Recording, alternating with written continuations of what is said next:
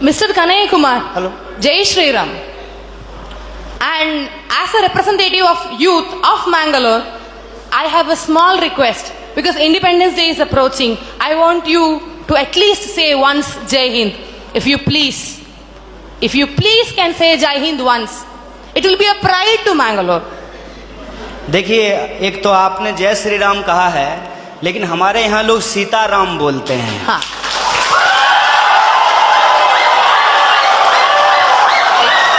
Sitaram. Excuse me?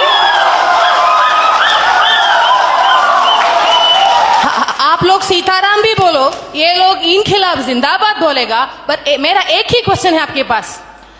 Dear sir, a few minutes before you have मैं आपके दूसरे सवाल का जवाब दे देता हूँ। नहीं, मुझे नहीं चाहिए आपका जवाब। ये सीताराम जय श्री राम का कोई फर्क कोई पड़ता है तो मेरा जवाब की जवाब नहीं। And one small question, sir. You were saying about emotional politics. Regarding people thinking emotionally you are strong, so emotionally masses control. Yes sir, we are emotional people and we think the reality and the emotion for us, we have one mother, we have one father, and what we believe is one, and we need a single, as a representative of a student, being from student background, I say, no leftist, no rightist, no ABVP, or no all so-called parties or polities. Why don't you stand for one nation? Why don't you stand for one student power? Why do we need one side Zindabad, one side Inkhilab, one side Jai Hind, and one side your favorite Mr. Madam? All those Rams, all whatever it is. Why don't you represent one? Why don't you represent one India? Why don't you represent one unity? Why don't you give us a single policy rather than saying all these what you have said with the due respects for you, with the due respects for your PhD? Why don't you please respect and please propose one unity and one topic saying which is uniting the entire country, so that the topic says youth is in the crossroad. And my dear sir, yes, youth is in the crossroad, but we are having set our eyes on the goals and we are on our path. Why don't you please say one policy for entire country? And if I permit, and I say, Bhola Bharat Mata ki Jai Hind. आपका जो सवाल है कि आप एक का समर्थन क्यों नहीं करते हैं, देखिए बात यह है कि मेरी पैदाइश ही दो लोगों के मिलने से हुई है। मेरे माँ बाप की शादी नहीं होती तो हम पैदा नहीं होते। मेरे माँ और बाप दो लोगों की शादी हुई और ऑब्वियसली शादी होने के बाद जो वो किए होंगे उसके चलते हम पैदा हुए हैं, तो उसमें दो लोग मिले हैं।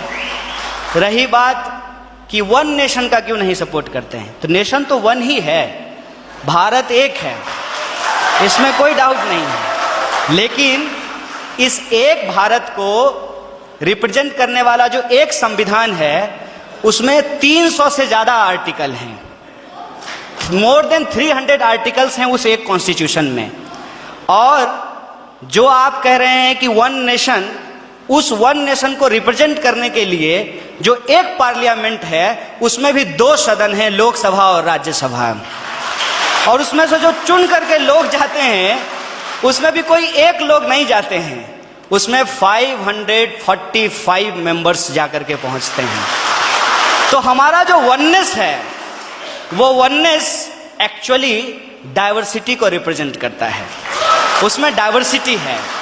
और आपने जो सवाल पूछा, जय श्री राम, जय श्री राम आप बोलिए, ये आपकी आज़ादी है, आप जय श्री राम बोलिए, जय हनुमान बोलिए, आपको जो बोलना है बोलिए, क्योंकि इस बात को बोलने की इजाज़त हमको हमारा संविधान देता है। इसीलिए मैं आपसे ये आग्रह करूँगा कि आप कभी कभी उस संविधान की भी जय बोलिए जो आपको बोलने की आज़ादी देता है। और रही बात मेरी, तो मैं आपको बता दूं, मेरा तो जन्म ही मिथिला में हुआ है। मेरा जो घर है वो घर जिस डिस्ट्रिक्ट से मैं आता हूं उसका नाम बेगूसराय है और वो मिथिला में होता है। अगर आप मेरे यहाँ आएंगे तो आपको बड़ी आश्चर्य लगेगी। हमारे गांव में हर साल ये जो अगहन का महीना होता है हिंदी का, उसमें अयोध्या से बारात आती है और लड़के आते हैं बाराती बन करके, और राम लक्ष्मण आते हैं बर बन करके। और हमारे गांव में राम जानकी मंदिर है जहां पे हर साल राम विवाह होता है। और मैं मजेदार बात आपको बताता हूं, मिथिला के जो लोग होते हैं वो राम जी को गाली देते हैं। पता है क्यों? क्योंकि मिथिला राम जी का ससुराल है और इस लिहाज से वो राम जी को मजाक करते हैं। हमारी संस्कृति में जब शादी ब्याह होता है तो जो बारात आती है तो बारातियों को सारातियों के द्वारा गालियां सुनाई जाती है, उनको गालियां दिया जाता है। जब आप हमारे यहाँ आएंगे तो आपको बड़ा आश्चर्य लगेगा कि राम जो भगवान हैं उनको स्वागत में लोग गालियां दे रहे हैं। ये हमारा ट्रेडिशन है। और हम जिस संस्कृति जिस कल्चर में पले बढ़े हैं वहां कभी भी किसी भी भगवान को अकेले नहीं याद किया जाता है। आपने कहा ना वननेस, उनको अकेले नहीं याद किया जाता है। हमेशा राम को सीता के साथ और राधा को कृष्ण के साथ याद किया जाता है। ये हमारी परंपरा रही है। ये बड़ी आश्चर्य की बात है कि आप यूथ हैं और जो है मैं तो पीएचडी कर लिया और मैं उम्मीद करता हूं कि आप भी पीएचडी कर पाएं। और अगर आप पीएचडी करें तो मेरा आपसे ये आग्रह होगा कि आप इस देश में जितने रामायण लिखे गए हैं कम से कम उन रामायणों पे ही आप पीएचडी कर लीजिए। और मैं आपको बताता हूं कि हिंदुस्तान में कम से कम 300 से ज्यादा रामायण लिखे गए हैं, मोर देन 300। और मैं एक बार हिमाचल गया था।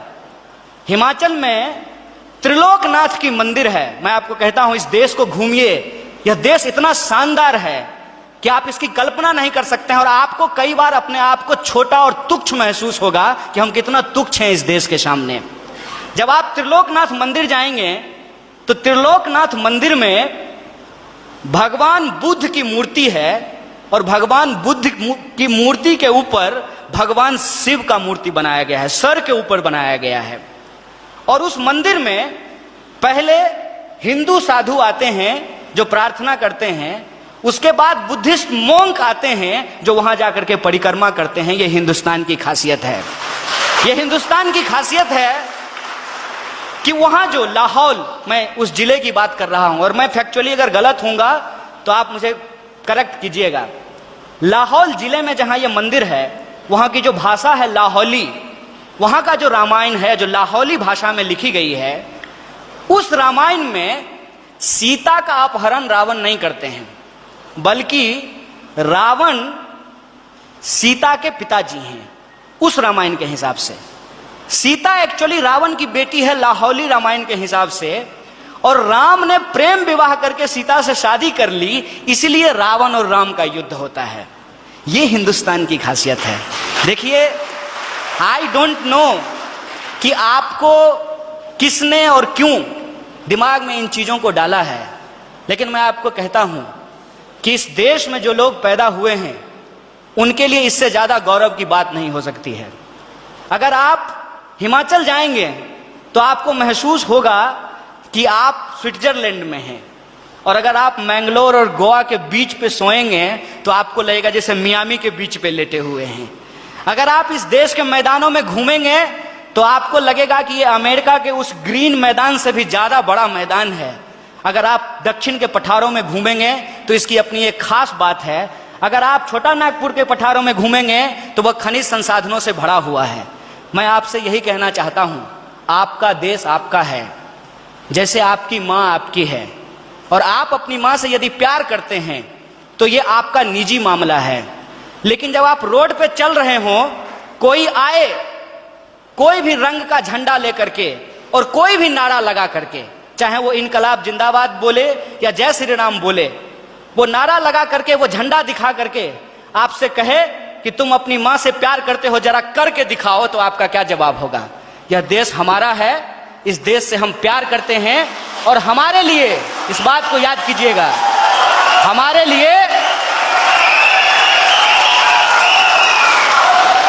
लिए प्यार नुमाइश की चीज नहीं है। हम प्रेम करते हैं और अपने दिलों में लेकर के घूमते हैं। बहुत बहुत शुक्रिया, बहुत बहुत धन्यवाद।